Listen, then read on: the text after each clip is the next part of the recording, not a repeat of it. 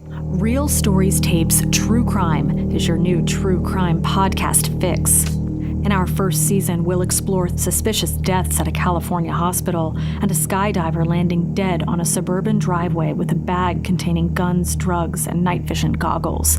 To join our investigation, search and subscribe to Real Stories Tapes True Crime on Apple Podcasts, Spotify, or wherever you find your podcasts.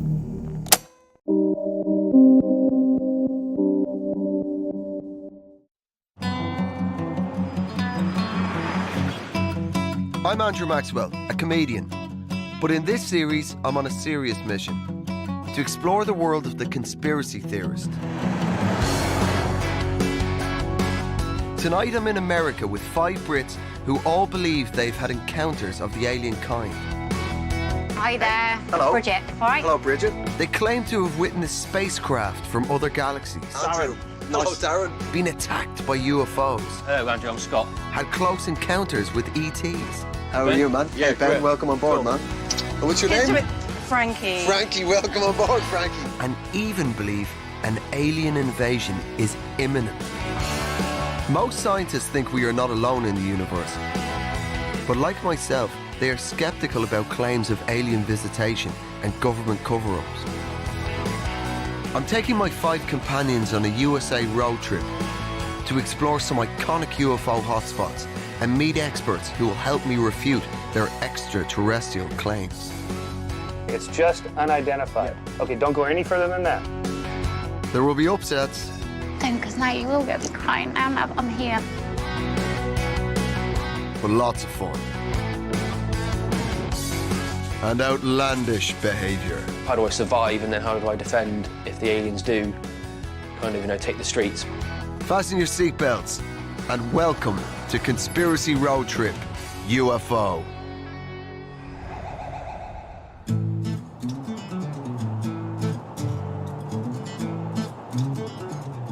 Ladies and gentlemen, my name is Andrew. I will be your tour guide on this journey. Welcome, ladies and gentlemen, to Conspiracy Road Trip UFOs. It's day 1 and we're in LA.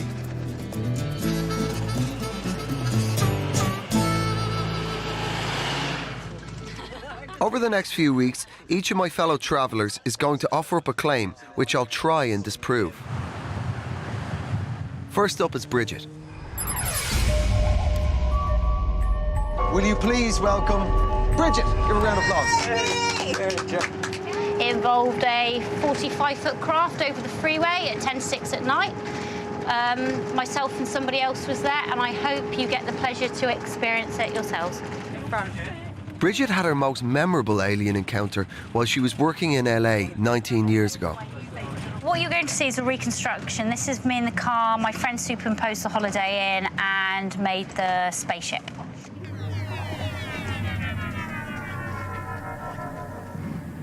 And that's, to your mind's eye, is that a... Is exactly what I saw on a regular day in LA. There's the Holiday Inn. Okay. Yes, it's over there. Shit. Okay. Incredibly, Bridget's sighting was at this busy freeway intersection. Where were you? In the car, all of a sudden, I had this silver, hard, solid object, which was 45 foot in length. So from here to over to there. Size of the road, basically. Size of the road. It is gliding over the back boot of the car in front of me. It's then going over here, ploughing through the tops of the trees. Got my hands prized to the steering wheel. Eyes were just watering. Body felt physically sick. It's like, what the hell is this thing? Has there ever been doubts in your mind? I saw it. I was underneath this object. Even some of the other trippers are sceptical of Bridget's account. I have my suspicions. I'm not 100% believer. It's a bit outlandish, especially on such a public place like this. Why haven't more people kind of seen it? Whilst I'm not discrediting it, I just would have assumed that there would have been kind of more witnesses. I mean, to my mind, like a craft the size of the road, It would have been mayhem. But you know what? What if everyone else was transfixed the way that I was? Bridget, single mother of 3, is from Devon. She had her first extraterrestrial encounter when she was 7. Can't explain why they came to me, and they keep coming back to me. But I like the fact that they do.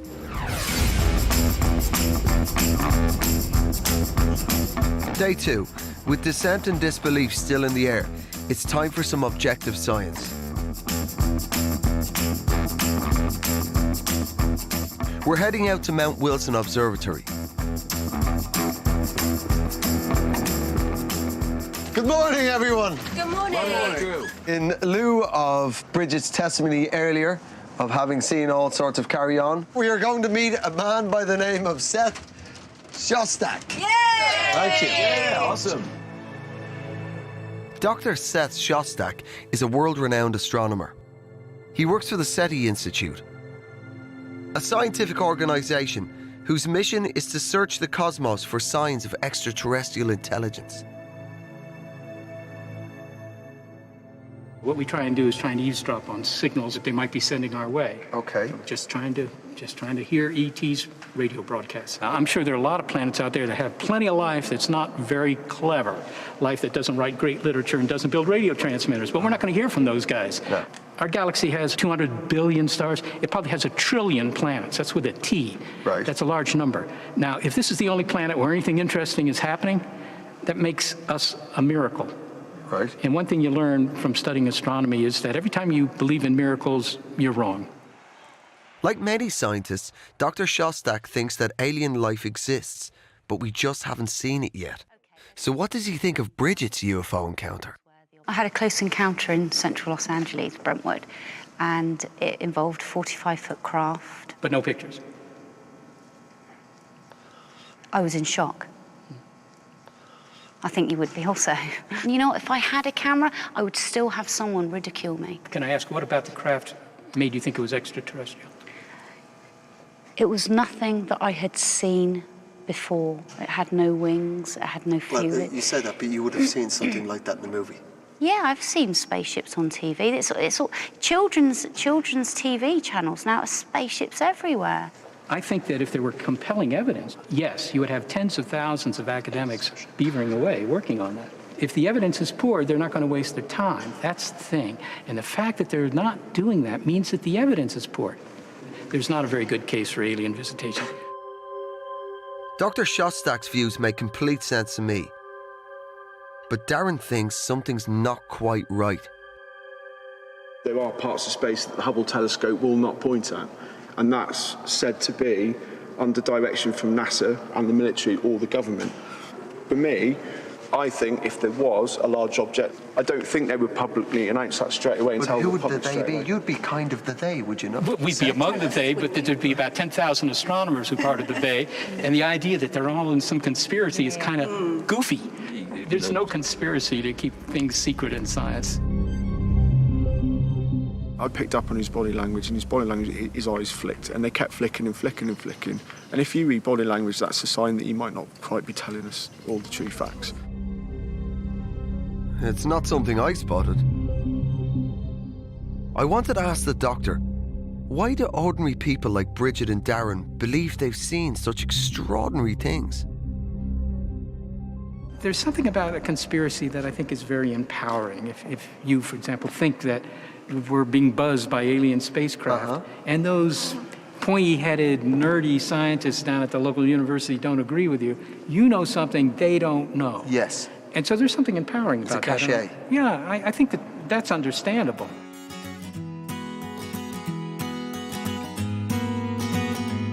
It's time for dinner, and a chance to find out what the trippers make of their close encounter with Dr. Shostak. We're not scientists, we're just researchers, you know? And it would be great for him, like from my point of view, I think if he could just open his mind a little bit more. To use the term open-minded, you're ultimately saying people are closed-minded if they don't agree with you, mate. Well, that sounds like agree with me. For you to believe that they're not being publicly broadcast, you must buy into a conspiracy that the they government, NASA, are holding information back from you. Worldwide, yeah. They are. I do. For why? Once someone from let's say, a more advanced civilization from another planet comes here and shows their face, we lose all power. Everybody, us, the government, everyone. They could control everything. If they have the ability, let's say, to travel here. here. Here, visiting here, then they already control us, ipso facto. You know what? I think they're really, really maybe they clever. do. These are real. You can see them. You can touch them. They're coming here. They're visiting us.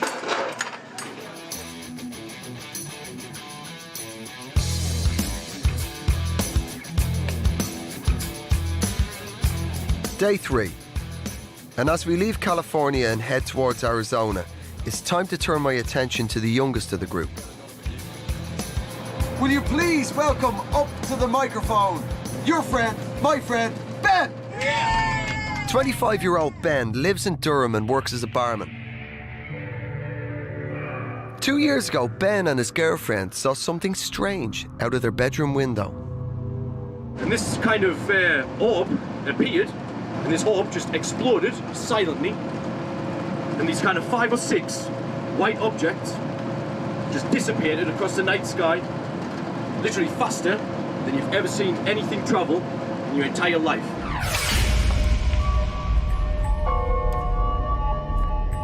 After his UFO experience, Ben found faith in a creation theory linking humans with extraterrestrials. Every kind of society around the world, ancient ones especially, have kind of had a belief in gods. Who's to say that these guys weren't like living, breathing, flesh and blood kind of ETs from another planet?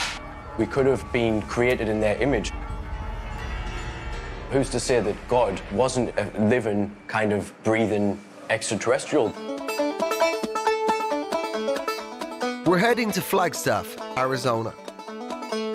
I believe yourself, Ben, have put forward the idea that us humans are in some way descendants or possibly related to aliens. That's true. So we're on the way to meet a man by the name of P.Z. Myers. P.Z. Myers is a leading evolutionary biologist. I am P.Z. Myers. He doesn't rule out the possibility of extraterrestrial life. What are we talking about? What do we look like? Yes. Okay, well, Is there any way do you want me to draw one? Let's draw Do you want me to one. draw one? He just thinks your average alien wouldn't look like us. Is it so far-fetched that something could be varied in that manner? Yes, the remarkable thing about the stereotypical alien is how much they look like us, how much they look like an infantilized human being. It's not likely, though, that an alien would have exactly this arrangement of features. Why couldn't the wheel be spun in the evolution of our planet and other planets and not make this? Because a lot of these features are contingent. They're historical accidents. Many of the features of our face are derived from fish, and what we basically have is modified fish faces. For evolution to produce this creature from a completely independent lineage on a completely different planet with a completely different history is ridiculously improbable. Yeah. So you could have intelligent aliens on other worlds, but why would you expect the eyeballs right here? Why not put them somewhere else, down here? Nostrils on the top. I do see where you're coming from with that point. Yeah, I do see where you're coming variations. from.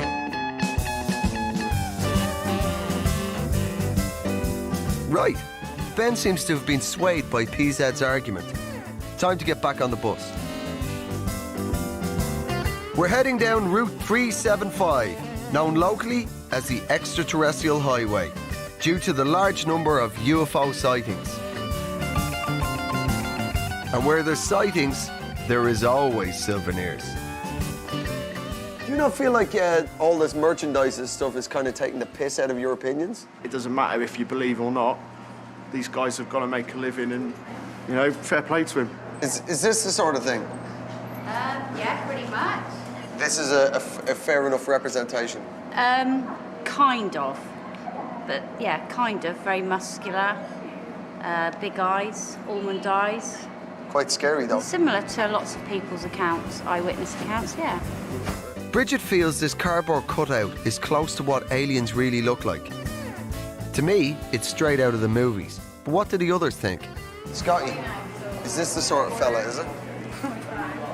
No, that's That's just the way that Hollywood would portray them. No? Yeah, no. Well, he looks pretty buff. He's got a good abdominal area, so he does his sit-ups. I mean, just look at the biceps, though. You know, he needs to do a few more reps with a lot more weight. He wouldn't have a chance against you. No, even with a force field, I'd break through it, no problem at all. Yeah. Honestly, Scott is not joking. It seems they all have their own personal version of the alien.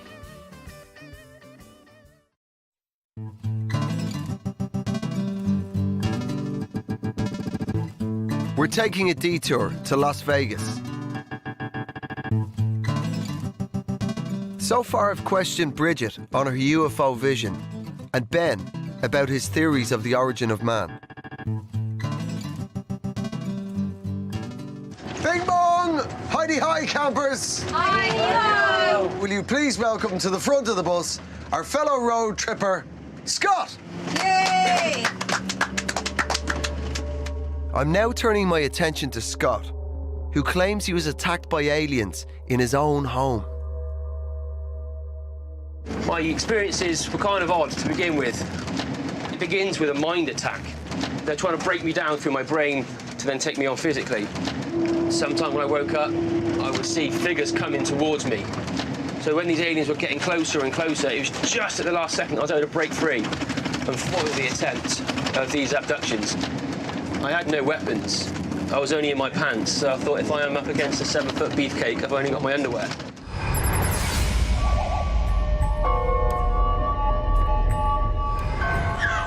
"32-year-old telecom technician Scott lives in Swindon and is married with 2 kids. Since the attack, he's been preparing for the alien invasion of planet Earth. I've been preparing for about a year at least. I've been researching what I would need. I got a lot of advice from people in America that have been hit by like tsunamis and hurricanes, just to see how they were preparing. Another box I have salmon and tuna, ready-made meals as well. I've got an axe, not only for self-defense, but I also use it, or I would use it for chopping down trees, firewood. Scott's main fear is alien mind control. I'm going to be making another hat that I would wear, just to protect my brain from a number of things. But I'm going to get my wife to help me get it on so it's just the right size, it fits right. He's come up with a simple force shield that anyone can make at home. Hold the front on. But the problem will be is how they influence, obviously, the way you think, put you into trances, make you do things that you don't want to do. People just, people would ridicule it. The mainstream media have brainwashed people. You're considered crazy if you believe in a conspiracy. You're just labelled the tinfoil hat brigade. When I go out in public, just not to alarm people, cover it up. Scott is dead set serious about all of this. He's picking up the last vital supplies for the battle ahead.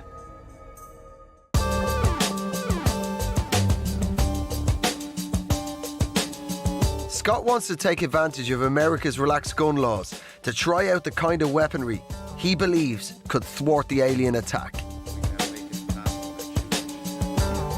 I'd like to try a machine gun. Okay. That's okay. And a handgun. Okay. It's not too heavy. Give me a 9mm Glock. Great, okay. Sounds like you're at Specsavers. Not too heavy, please. Maybe a pump-action shotgun. Nervous? You better not be nervous. When the aliens come there, you gotta go straight for it, man. Put the red dot where you want the bullets to go, squeeze the trigger.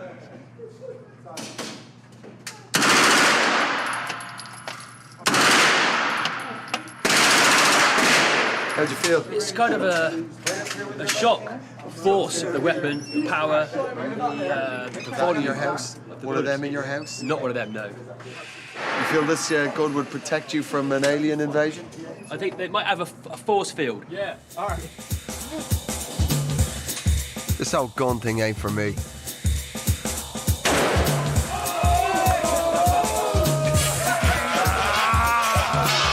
This is my universe! And I'm worried arming Scott is only taking this thing in a totally wrong direction. That's like the main kind of entry wound, if you like. Right. And how'd you feel, Space Warrior? It was actually really good fun. Seriously, I know you had fun. I know that both of you wanted to do that. I find guns chilling and unpleasant. Well, I'd rather live in a world without guns. You know? Right.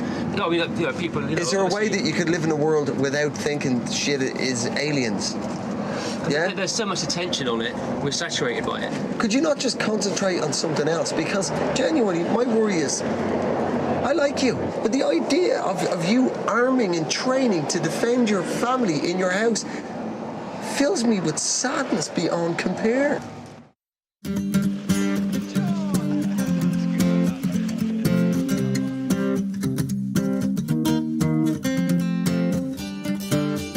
We find ourselves in Sedona, Arizona, deep in the American Wild West. Will you please help me welcome to the front of the bus our fellow travelling companion, Darren. Yay! 33-year-old Darren is a hard-boiled UFO investigator. His detective work has led him into very dangerous territory. I've now become a well-known UFO investigative researcher in the UK. I investigate crop circles, animal mutilations, abductions, and everything connected to the subject.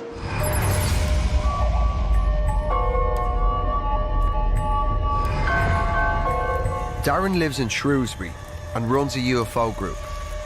In the past 2 years, he has gathered details on dozens of cases of mutilated farm animals in his local area. This is 6 hours since the animal was last running around the field, jumping up and playing with its friends. Some animal mutilation cases are believed to be linked jointly with alien and military involvement, where the military work with the aliens in whatever craft they use, and then there's some sort of lab or biotech place in the country. Darren believes his investigations have disturbed a secret alien world, making him a target.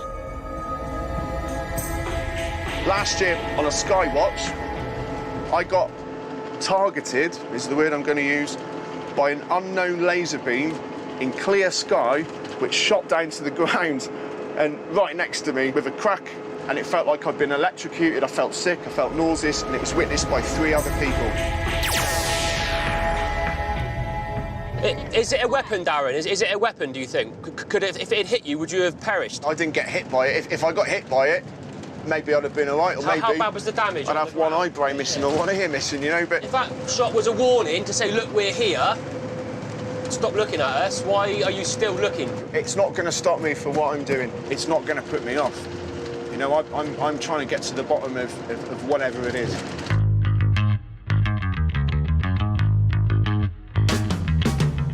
So far, I've had limited success with my trippers, so I'm going to try a little bit of reverse psychology. We're picking up a seasoned UFO investigator, Chris O'Brien. O'Brien's ideas on animal mutilations are so outlandish. How are you doing there, Chris? I'm hoping they'll make Darren take another look at his own theories. The first thing I do when I go to a case is I look for cut hair follicles. That to me is an indication that some sharp implement normally, and on rare occasions a lasing instrument, has actually made these horrific looking cuts. You want to go up to the top of the hill and then make a left.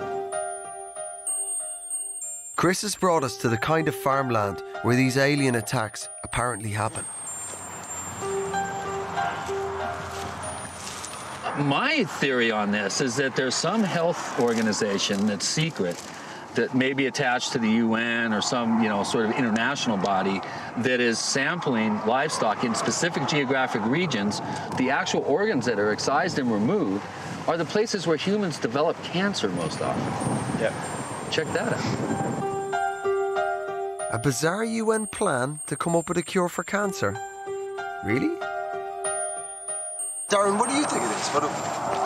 What do you think these animal mutilations are? Is some sort of private or military involvement where they're testing what's going in the food chain. Do you think it's alien activity? Yeah, quite 99.9%. I'm sure that there's an extraterrestrial presence. I personally think we're dealing with an ancient predatory presence that's as terrestrial as we are. It's just hidden to us. It's either dimensional, it's either some sort of time-based thing. It could be high-tech chefs coming back to get $1 million plate dinner material through time. Possibly the UN, possibly aliens, possibly a multi-dimensional ancient predator. The World Health Organization. And possibly a time-traveling chef. My plan has backfired. Chris O'Brien's got Darren reeling with new and even wilder scenarios. If it gets reported through the veterinary channels, where it goes to the authorities, something called a D notice is placed on the press, on the media, and unless you're local or you know the farmer or you know investigators, you never know. Nobody knows about these cases. Right. The lid is shut tight. So too, it seems, is Darren's mind. The idea of time-travelling extraterrestrial chefs in search of a good steak dinner is not for me.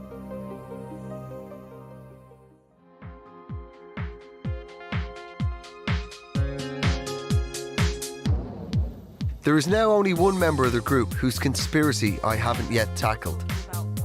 Frankie. She's not prepared to reveal it in front of the others.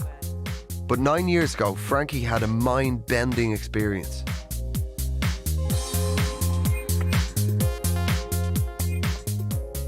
I was in my kitchen, washing up, listening to a bit of Kylie, when suddenly it was like the back of my spine lit up like... Okay. Like hairs on your neck? No. No? Like, it was like my spine itself lit up with energy, and this back part of my brain that I'd never used before, like, switched on. And I had a full-on vision of the inside of this spaceship city. That's what I saw. And it was like the most magnificent, wonderful thing I'd ever seen. Sincerely, we're on the road, you know, I'm not taking a piss, but I feel duty bound to ask, were you high? No.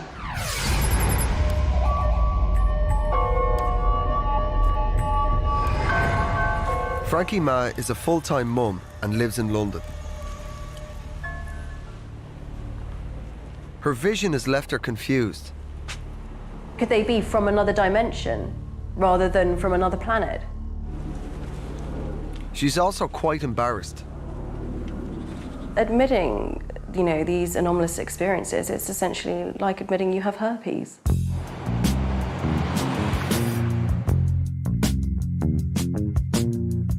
I'm hoping my next expert, psychologist Dr. Michael Shermer, can convince Frankie the alien city is all in her head.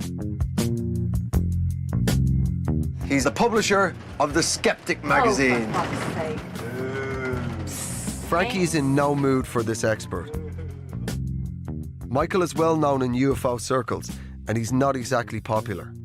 We investigate all kinds of pseudoscientific baloney would be the nice word. We have yet to even meet Dr. Shermer, and Frankie's already on edge. Now we're going to have to listen to one more person's fucking bullshit. I say bring him on. That's not exactly the spirit of scientific inquiry I was expecting from you. But perhaps that's how you agnostics roll. He's a two-bit hustler. I'll listen to what he has to say for about 4.5 minutes, and then we're off. If you don't have the patience to meet this man, and you've already decided that he's a two-bit hustler, you're apparently the open-minded agnostic. But you're telling me before you've even met the guy that he's a two-bit hustler. I said I would give him, because he is, and I said I would give him 5 minutes.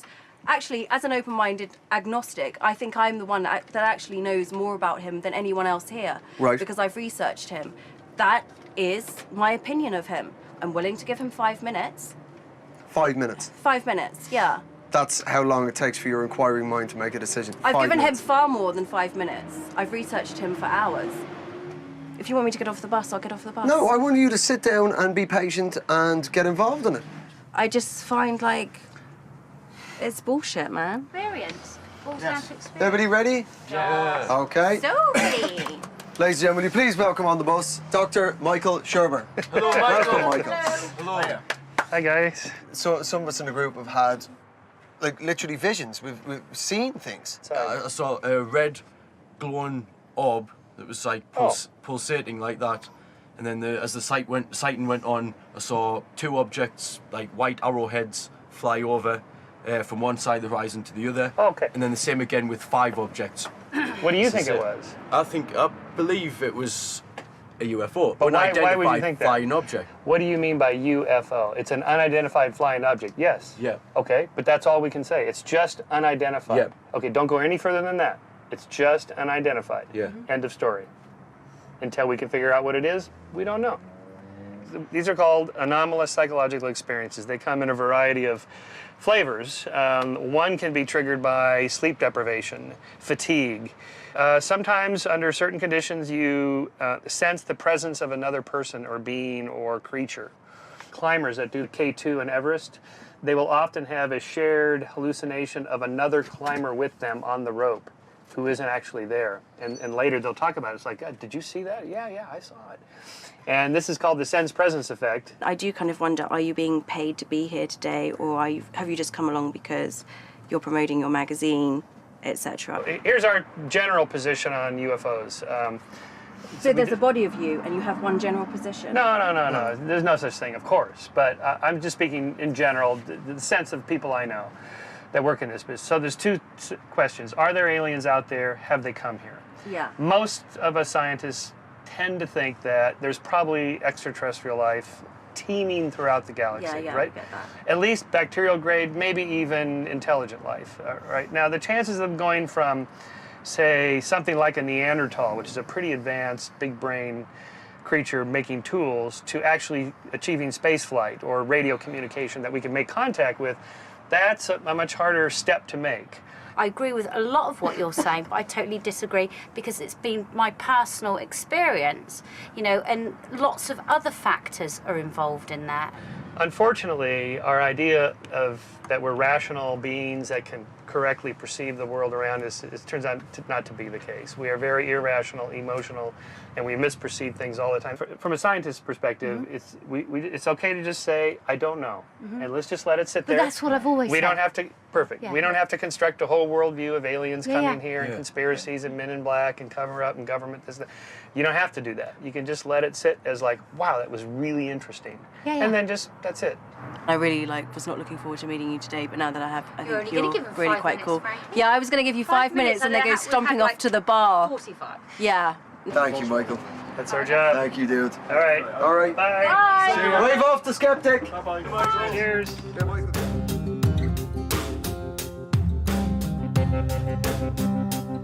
I'm more than halfway through my 1,000-mile trip. I've had only limited success taking on my trippers' personal theories.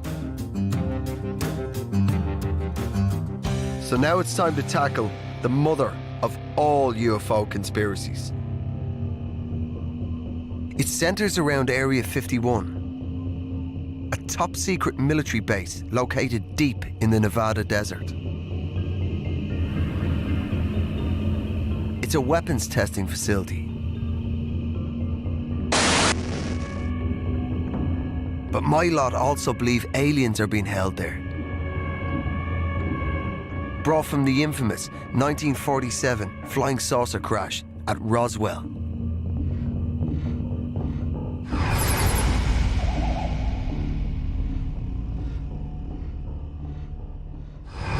Hello, fellow road trippers. Hello. Now, we've all heard of Area 51. Yes. Right? It's kind of a key piece in the whole ufology carry-on, correct? Yep. Right. We've lined up a guy who apparently has the inside scoop on Area 51. John Lear is a decorated pilot who spent years flying covert missions for the CIA. Lear claims his work within the US intelligence community has given him the inside knowledge on Area 51. There was rumored to be kind of alien beings taken to Area 51. Is that true? There was 2 live ones and 3 deceased aliens in the 2 crashes that happened.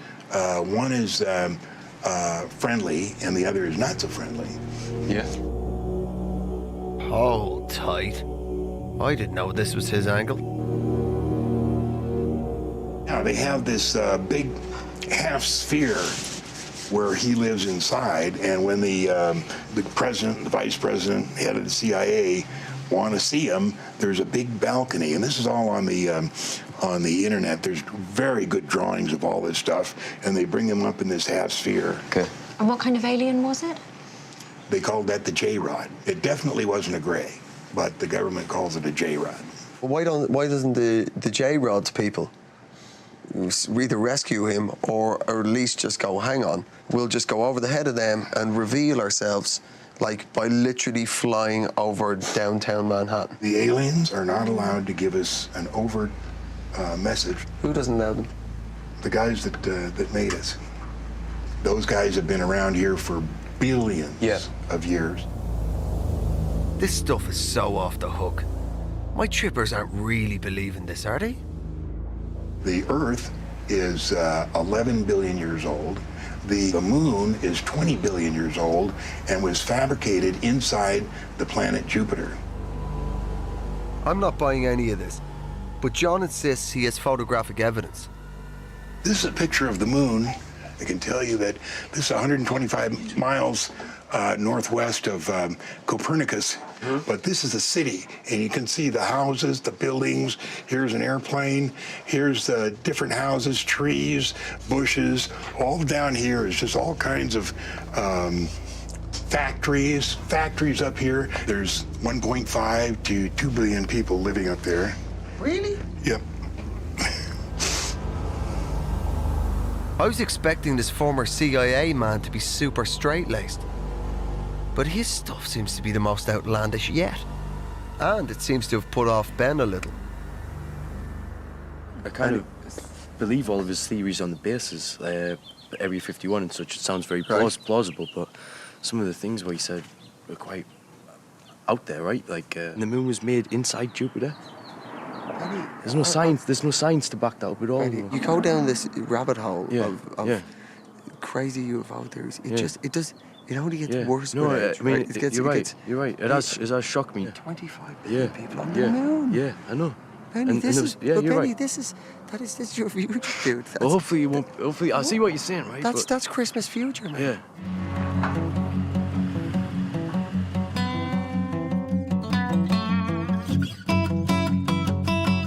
After our out-of-this-world encounter with John Lear, I decide the only solution to the problem is to turn the bus around and head straight for Area 51.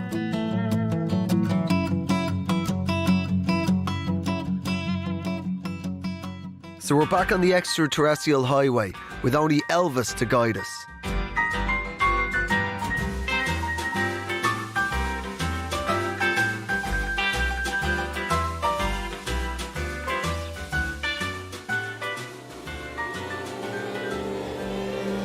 Late that afternoon, we locate an unmarked track leading to the infamous secret base, but things are about to go very wrong.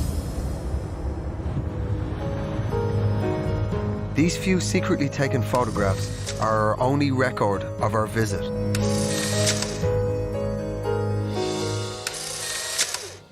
We arrived at Area 51 checkpoint. To me, it seemed like an ordinary military facility. But my companions were convinced this was the gateway to the extraterrestrial secrets. We got a little bit overexcited and we strayed into the restricted zone to ask where the aliens were being kept. But after knocking on the guardhouse door, we found ourselves lying on the ground with gun barrels pointed at our heads. Stay on the ground. The military police had detained us for trespassing and confiscated our cameras.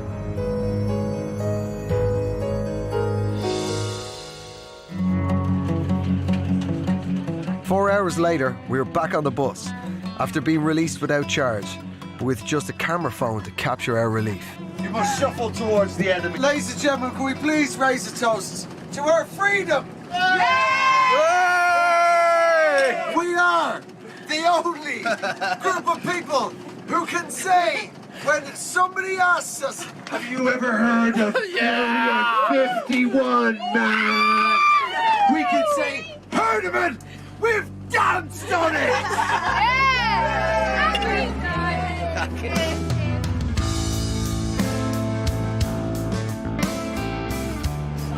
There's the signs warning us not to cross the barrier. After last night's hijinks and shenanigans, it's time for a debrief. So how does it make you feel now that you've actually been to Area 51? You feel like there's more or less likelihood of any UFO business, alien business? I still believe that they've got some sort of life form and extraterrestrial craft. Why can't you conceive of the idea that just human scientists could have come up with a stealth bomber? Not so quickly. We've evolved so quickly within technology. Yeah, but have you ever heard of Moore's Law? Computing power doubles every 2 years. You don't need an alien craft. The more humans talk, the faster technology develops. So do you all still believe? I think they have got non-terrestrial life form and craft in it. Yeah, same for me. This doesn't change anything. It was a great experience, but like I said, I think it would have happened at any military kind of base. But yeah, so I still believe, yeah. Our arrest has achieved nothing but fan more flames of suspicion.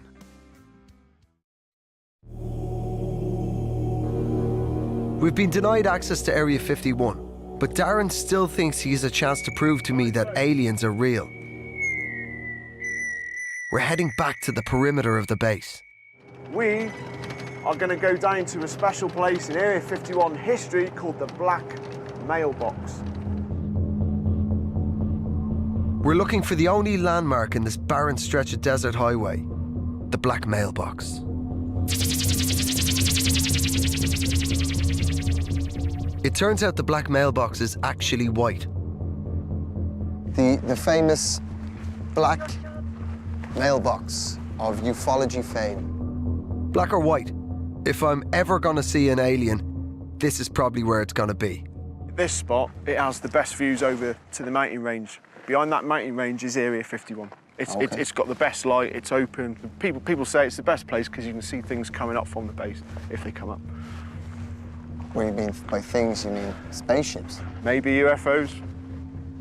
Anything could come up from there. It's Area 51, so yeah. Sweet, is it? No, but this is it. Let's get started then. Come on. Yay! Right, let's start looking.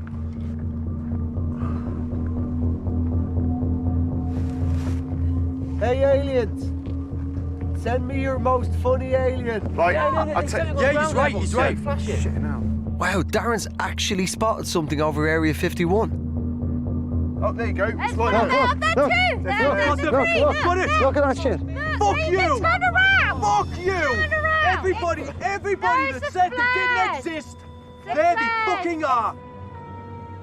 They're military flares, sorry. No, they're not. They're not flares.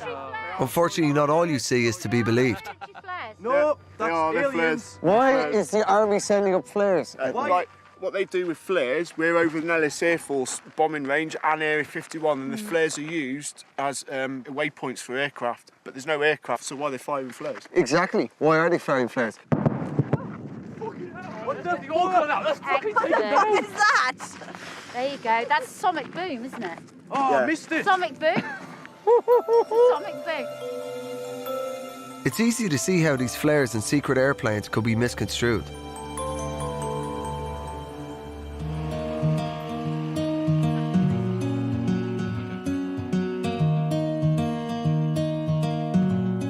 It's been a long night, and despite all the evidence to the contrary, most of my trippers still think that Area 51 is a hotbed of alien activity.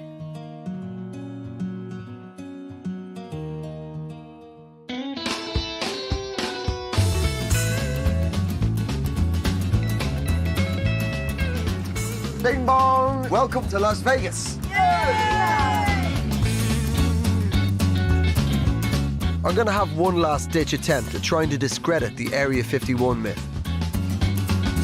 Today we are going to meet a lady by the name of Annie Jacobson. She's a writer, historian and expert on Area 51.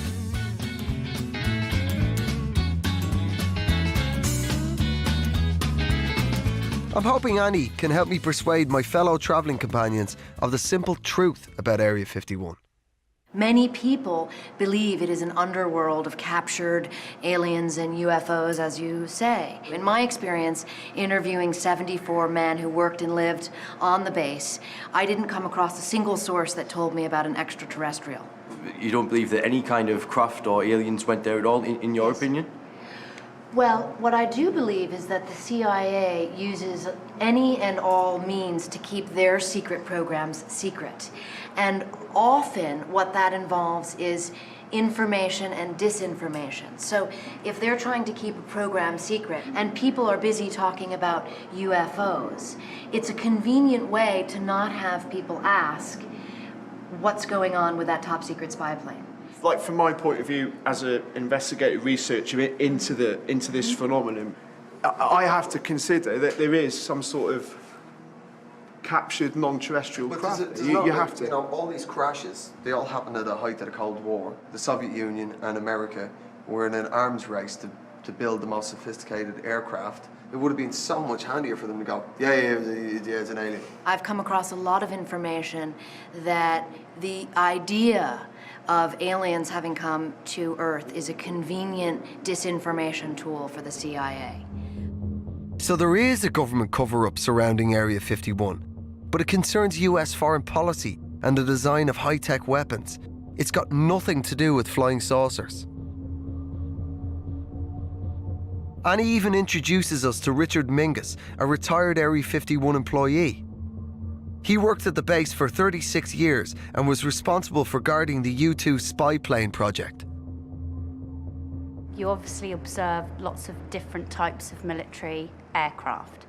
If something had flown in the skies that was slightly little bit more different and you felt that it was different, wouldn't you sort of be able to differentiate between the two, whether it be our craft here, government craft, or something else? You're asking me, did I see really anything different than like the U-2?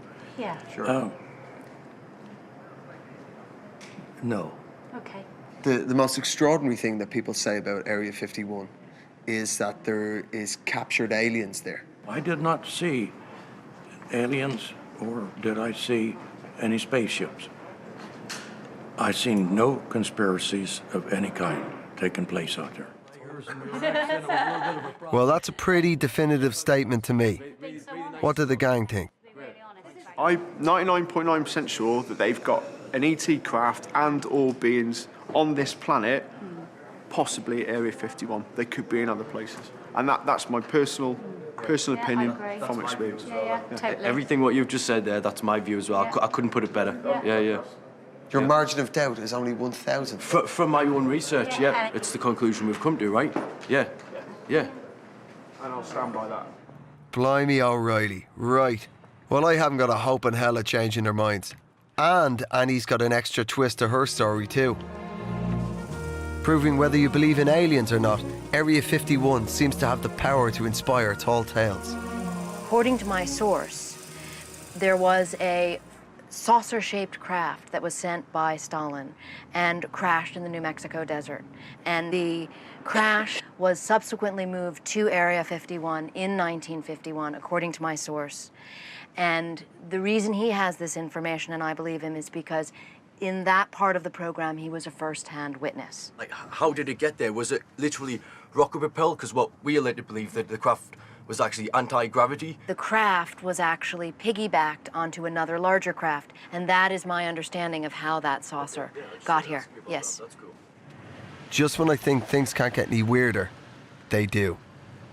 This craft was sent over, and out came these non-consenting airmen, let's say, that had been surgically altered to look like Martians.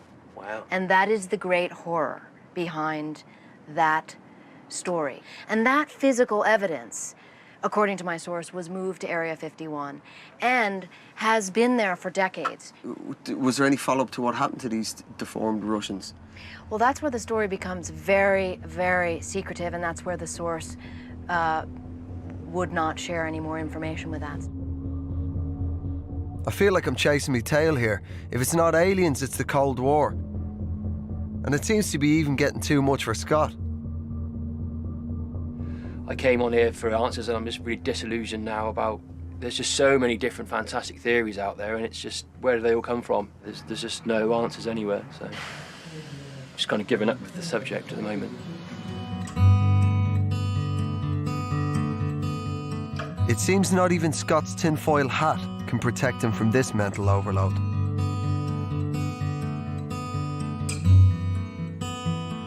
We're coming to the end of our trip and we're all exhausted. I don't know how much appetite for UFOs I still have. But there's still one last angle to Bridget's story I need to explore. Moments after witnessing a 45-foot flying saucer over an LA freeway, Bridget claims she had an even closer encounter. All of a sudden, it felt like I was being sucked through the steering wheel, out through the dashboard, through the car engine. I then recall being in a field, beings being there. Now, they weren't the typical grey type of beings.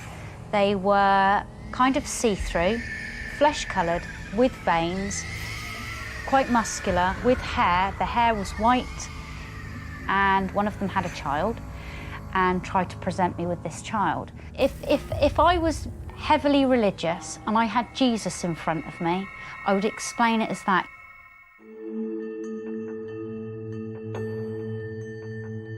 So she's not only seen aliens, she's been abducted by them. As a final proof of all her claims, she's agreed to take a lie detector test. If she's telling porky pies, her heart rate, blood pressure, and respiration will give the game away. You can pass a polygraph test if you listen carefully to every word of the question. Please put it visually to me. Everything's in place, and Bridget is ready to take the lie detector test. But I'm having second thoughts now. What do you think, Bridget? Do you want to do it? You do? Are you sure? I think doing this and her failing it could probably hurt her more than all the aliens she's ever met. She's just a nice lady who has had a lot of really odd things happen to her, you know, that for me seem tall in a tail division, but, you know, we don't need to do this. It's fucking awful.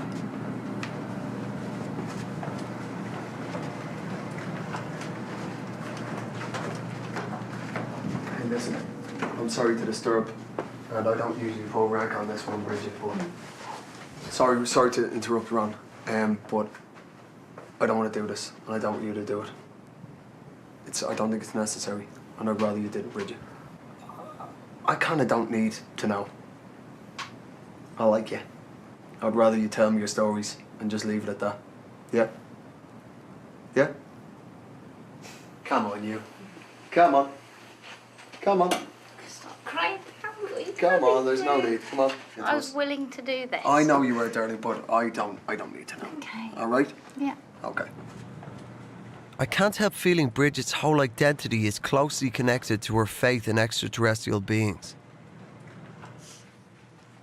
And I'm not here to put her through a test that's going to destroy her entire belief system and leave her all Christmas and no Santa. Come on. Come on. All right. We're done. And at the end of it all, I still don't believe in alien conspiracies.